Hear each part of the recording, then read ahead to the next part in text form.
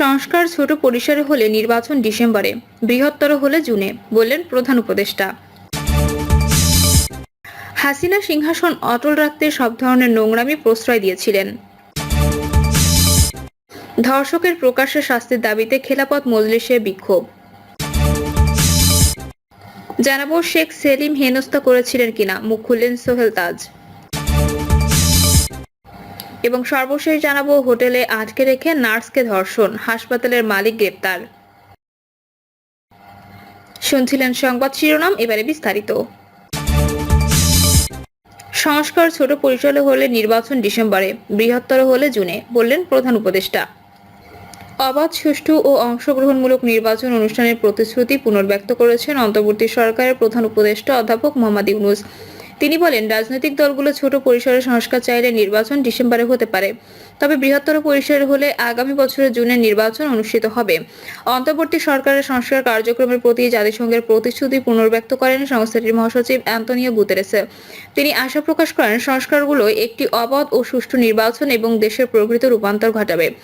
বাংলাদেশ সফরের জন্য জাতিসংঘ মহাসচিবকে ধন্যবাদ জানিয়ে প্রধান উপদেষ্টা বলেন, আপনার আসার সময়টি সবচেয়ে গুরুত্বপূর্ণ। আপনার এই সফর শুধু রোহিঙ্গাদের জন্যই নয়, বাংলাদেশের জন্য সময় উপযোগী। প্রধান উপদেষ্টা গুতেরেসকে সংস্কার প্রক্রিয়া সম্পর্কে জানিয়ে বলেন, অন্তর্বর্তী সরকার কর্তৃক গঠিত 6টি সংস্কার কমিশনের প্রতিবেদন নিয়ে প্রায় 10টি রাজনৈতিক দল তাদের মতামত জমা দিয়েছে। তিনি বলেন, রাজনৈতিক দলগুলো ছোট পরিসরে সংস্কার চাইলে ডিসেম্বরে নির্বাচন অনুষ্ঠিত হতে পারে, তবে বৃহত্তর পরিসরে সংস্কার চাইলে আগামী বছরের জুনের মধ্যে নির্বাচন হবে। হাসিনা সিংহাসন অটল রাখতে সব ধরনের নোংরামি প্রশ্রয় দিয়েছিলেন। বিএনপির সিনিয়র যুগ্ম মহাসচিব রুহুল কবির রিজভী বলেছেন, গত 16 বছরে দুঃশাসনে আমাদের অতি পরিচিত শান্তি ও সুস্থ পারিপার্শ্বকে বিকৃত করা হয়েছে। অন্যের জমি দখল, লুট, টাকা পাচারের মহোৎসবের মধ্য দিয়ে নিজের সিংহাসন অটল রাখতে সব ধরনের নোংরামিকে প্রশ্রয় দিয়েছিলেন শেখ হাসিনা। তার শাসনের সময় হত্যা, গুম, খুন, ধর্ষণ, নারী শিশু নির্যাতন, বিরোধী দলের রাজনৈতিক নেতাকর্মীদের ওপর অকথ্য নির্যাতন, রাষ্ট্র ও সমাজের এমনই বিস্তার লাভ ঘটানো হয়েছিল যাতে সভ্য, শিষ্ট, সজ্জন মানুষের বসবাস করা বিপজ্জনক হয়ে পড়েছিল। রিজভী বলেন, মানুষের সমবেত ধ্বনি ন্যায় বিচার নিশ্চিত করা, কিন্তু সেটি যদি অনুপস্থিত থাকে তাহলে অন্তর্বর্তী সরকারের গ্রহণযোগ্যতা কমতে থাকবে। অবিলম্বে সত্যিকার অর্থে আইনের শাসন বলবৎ করে সমাজে প্রকৃত দুষ্কৃতকারীদের শাস্তি নিশ্চিত করা হোক। আমরা আবারও জোরালো দাবি করছি, ধর্ষণে নির্যাতিত শিশু আছিয়ার মৃত্যুতে হত্যাকারীদের দৃষ্টান্তমূলক শাস্তি অতি দ্রুত নিশ্চিত করা হোক। আমি আছিয়ার বিদেহী আত্মার মাগফিরাত কামনা করছি ও তার পরিবারের প্রতি জানান গভীর সমবেদনা। রিজভী জানান, বিএনপি দেশব্যাপী নারী শিশু নির্যাতন, ধর্ষণ ও হত্যার ঘটনাগুলো তথ্য সংগ্রহ এবং নিপীড়িত নারী ও শিশুদের আইনি এবং স্বাস্থ্য সহায়তা সেল গঠন করেছে। ধর্ষকের প্রকাশ্যে শাস্তির দাবিতে খেলাফত মজলিসের বিক্ষোভ। ধর্ষণ রোধ, ধর্ষকদের প্রকাশ্যে শাস্তির দাবি এবং শাহবাগে পুলিশের ওপর হামলার প্রতিবাদে বাংলাদেশ খেলাফত মজলিস ঢাকা মহানগর দক্ষিণের উদ্যোগে বাদ-জুমা রাজধানীর বায়তুল মোকাররমে বিক্ষোভ মিছিল করে। ঢাকা মহানগর দক্ষিণের সভাপতি মাওলানা সানাউল্লাহ আমিনের সভাপতিত্বে মিছিল পূর্ব সমাবেশ পরিচালনা করেন সাধারণ সম্পাদক মাওলানা রাকিবুল ইসলাম। বিশেষ অতিথির বক্তব্যে সংগঠনের যুগ্ম মহাসচিব মাওলানা আতাউল্লাহ আমিন বলেন, ধর্ষণ আজ সমাজের জন্য মারাত্মক ব্যাধি হিসেবে আবির্ভূত হয়েছে। একের পর এক ঘটনা ঘটছে, কিন্তু অপরাধীরা শাস্তির আওতায় আসছে না। ধর্ষকদের প্রকাশ্যে সর্বোচ্চ শাস্তি কার্যকর করতে হবে, যাতে ভবিষ্যতে কেউ এ ধরনের অপরাধ করা দুঃশাসন না দেখায়। পাশাপাশি শাহবাগে পুলিশের উপর হামলা দেশের আইন শৃঙ্খলার উপর চরম আঘাত। হামলাকারীদের দ্রুত গ্রেপ্তার করে দৃষ্টান্তমূলক শাস্তির ব্যবস্থা করতে হবে। শেখ সেলিম হেনস্থা করেছিলেন কিনা, মুখ খুললেন সোহেল তাজ। শেখ হাসিনার মন্ত্রিসভার স্বরাষ্ট্র প্রতিমন্ত্রীর দায়িত্বে ছিলেন দেশের প্রথম প্রধানমন্ত্রী তাজউদ্দিন পুত্র তানজিম আহমেদ সোহেল তাজ। পিলখানা হত্যাকাণ্ডের পর তিনি পদত্যাগ করেন। স্বরাষ্ট্র মন্ত্রণালয়ের মতো প্রভাবশালী মন্ত্রণালয় সোহেল তাজের ছেড়ে দেওয়া ছিল বিস্ময়কর ঘটনা। শুধু তাই নয়, ওই সময় রাজনীতি থেকে সরে যান এই নেতা। তখন শোনা যায়, শেখ পরিবারের সঙ্গে বিরোধের জের ধরে এমন সিদ্ধান্ত সোহেল তাজের।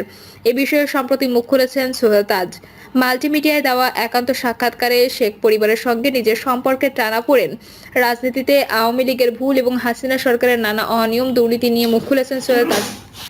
মাল্টিমিডিয়ায় দেওয়া একান্ত সাক্ষাৎকারে শেখ পরিবারের সঙ্গে নিজের সম্পর্কের টানাপোড়েন, রাজনীতিতে আওয়ামী লীগের ভুল এবং হাসিনা সরকারের নানা অনিয়ম দুর্নীতি নিয়ে মুখ খুলেছেন সোহেল তাজ।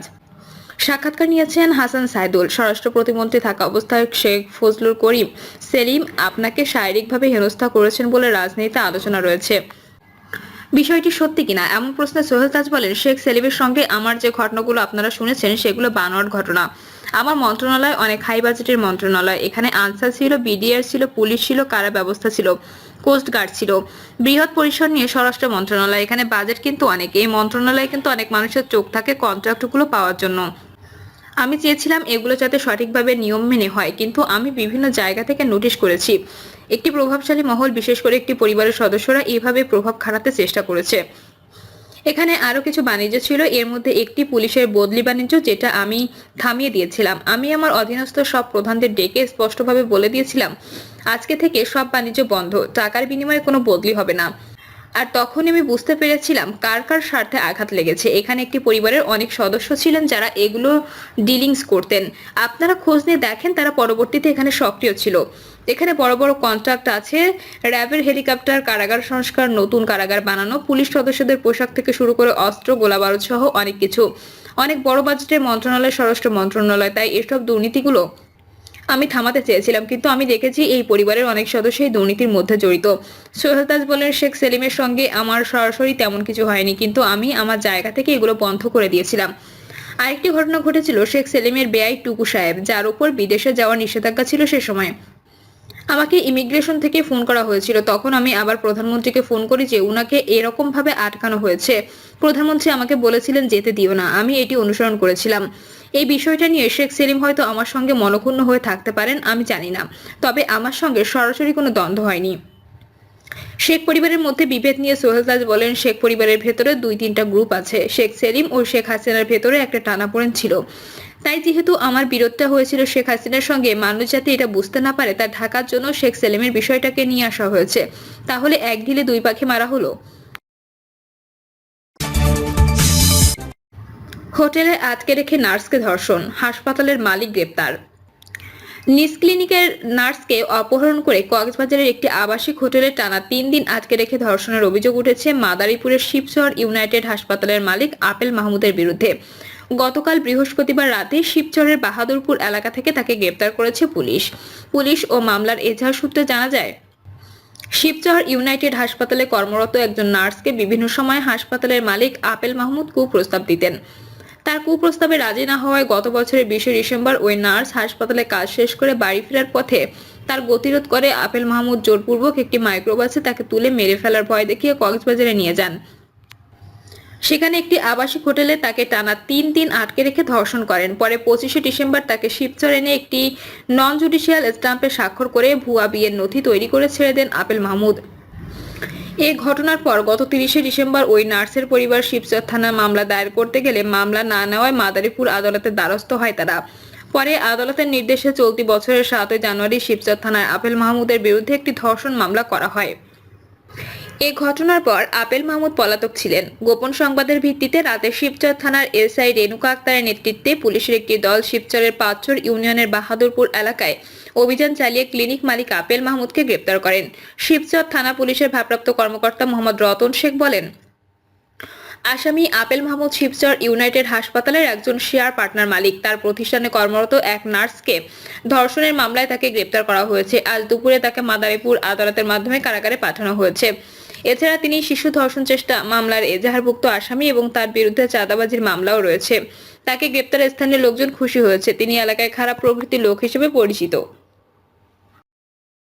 প্রিয় দর্শক, এই ছিল এখনকার সর্বশেষ সংবাদ। আপডেট সব সংবাদ পেতে চ্যানেলটি সাবস্ক্রাইব করে বেল আইকনটি ক্লিক করে রাখুন।